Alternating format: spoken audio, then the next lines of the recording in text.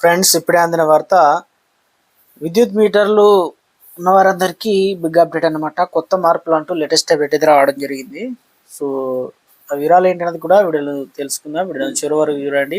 మరోసారి ఛానల్ వస్తే తప్పకుండా సబ్స్క్రైబ్ చేసుకోండి. చూస్తున్నారు కానీ లైక్ చేయడం మర్చిపోతున్నారు. వెంటనే లైక్ చేయండి. ఇక వివరాలకైతే వెళ్ళిపోదామండి. ప్రతి ఇంట్లో కరెంట్ మీటర్ ఉండడం కామన్ కదా. అయితే నెలకోసారి బిల్లు తీయడానికి లైన్ మెన్ వచ్చినప్పుడు తప్ప దాన్ని మనం పెద్దగా పట్టించుకోము. కానీ అందులో నిరంతరం బ్లింక్ అయ్యేటువంటి ఒక చిన్న రెడ్ లైట్ అనేది మన ఇంటి కరెంటు వాడకం గురించి ఎన్నో రహస్యాలు చెప్తుంది.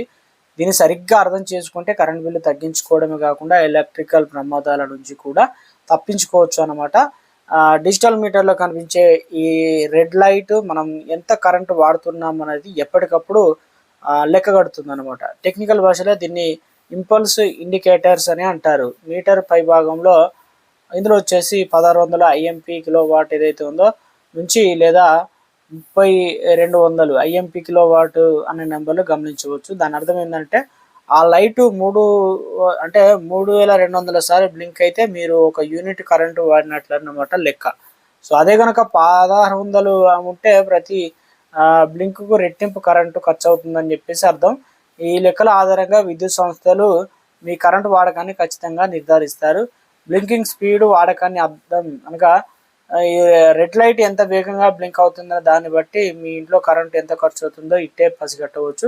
ఏసీలు, గ్రీజర్లు, వాషింగ్ మిషన్ లాంటివి ఆన్ చేసినప్పుడు ఎక్కువగా పవర్ లాగుతాయి కాబట్టి మీటర్లో లైట్ చాలా వేగంగా బ్లింక్ అవుతుంది. వాటిని ఆఫ్ చేయగానే స్పీడ్ అనేది తగ్గుతుంది. ఇంట్లో అన్నీ కూడా ఆఫ్ చేస్తే ఆ లైట్ వెలగడం ఆగిపోతుంది. కరెంటు ఎక్కడ కూడా ఎక్కువగా లాగుతుందో తెలుసుకోవడానికి ఇది ఒక లైవ్ డాష్ బోర్డ్ లాగా పనిచేస్తుంది అనమాట. ఏ వస్తువు ఎంత కరెంటు లాగుతుంది, మీకు టెక్నికల్గా ఎలాంటి టెక్నికల్ నాలెడ్జ్ లేకపోయినా ఈ రెడ్ లైట్తో ఏ వస్తువు ఎంత కరెంటు లాగుతుందో ఫ్రీగా చెక్ చేయవచ్చు. ముందుగా ఇంట్లో ఉన్న స్విచ్లన్నీ కట్టేయాలి. అప్పుడు మీ మీటర్లో రెడ్ లైట్ పూర్తిగా ఆగిపోవాలా లేదా చాలా నెమ్మదిగా వెలగాలి. ఇప్పుడు ఒక్కొక్క వస్తువును ఆన్ చేస్తూ మీటర్ని గమనించాలి. ఫ్రిడ్జ్ వేసినప్పుడు నార్మల్గా బ్లింక్ అయితే, పాత ఏసీ వేసినప్పుడు విపరీతంగా బ్లింక్ అవ్వచ్చు. ఒక చిన్న ఐటెం ఆన్ చేసిన లైట్ స్పీడ్గా కొట్టుకుంటే ఇక వస్తువు అనేది పాడైపోయిందని చెప్పేసి ఎక్కువ కరెంట్ తినేస్తుందని ఒక క్లారిటీ రావచ్చు.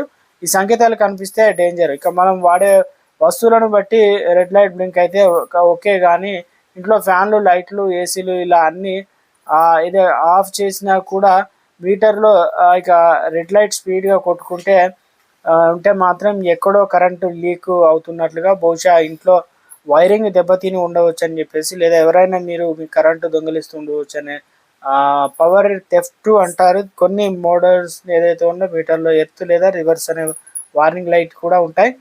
రెడ్ లైట్తో పాటు ఇవి కూడా వెళుతుంటే వైరింగ్ తప్పుగా ఉందని, షాక్ కొట్టే ప్రమాదం ఉందని గ్రహించాలి. వెంటనే ఏం చేయాలంటే ఇంట్లో అన్నీ ఆఫ్ చేసి రెడ్ లైట్ ఆగకుండా బ్లింక్ అవుతుంటే నిర్లక్ష్యం చేయదు. వెంటనే విద్యుత్ శాఖ అధికారులకు సమాచారం ఇవ్వాలి. మీటర్లో ఏదైనా ప్రాబ్లం ఉందా అనేది వాళ్ళు చెక్ చేస్తారు. ఒకవేళ ఇంటర్నల్ వైరింగ్ సమస్య అనిపిస్తే ఏమాత్రం ఆలస్యం చేయకుండా లైసెన్స్ ఉన్నటువంటి ప్రొఫెషనల్ ఎలక్ట్రీషియన్కి అయితే పిలిపించాలి.